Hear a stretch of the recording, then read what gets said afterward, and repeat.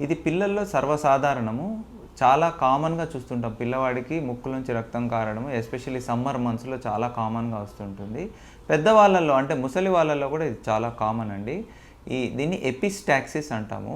పిల్లల్లో ముఖ్య కారణం ఏంటంటే ట్రామా అండి. అంటే వాళ్ళు ముక్కులో వేలు పెట్టి గెలుక్కోవటము, అలాంటివి ఏదైనా ఇంజురీ చేసుకోవటము, లేదా ఆడుకుంటూ తగిలించుకోవడము, కింద పడటము, గాయం అవ్వటము, దానివల్ల ముక్కులోంచి రక్తం కారణం అనేది సర్వసాధారణం.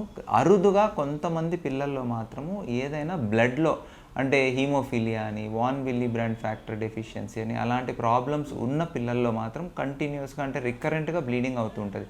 ఫ్రీక్వెంట్‌గా వారానికోసారి అట్లా బ్లీడింగ్ అవుతుంటది. అటువంటి పరిస్థితుల్లో మనం కొన్ని రక్త పరీక్షలు చేయించి వాటిని నిర్ధారించి వాటి ట్రీట్మెంట్ తీసుకోవాల్సి ఉంటుంది.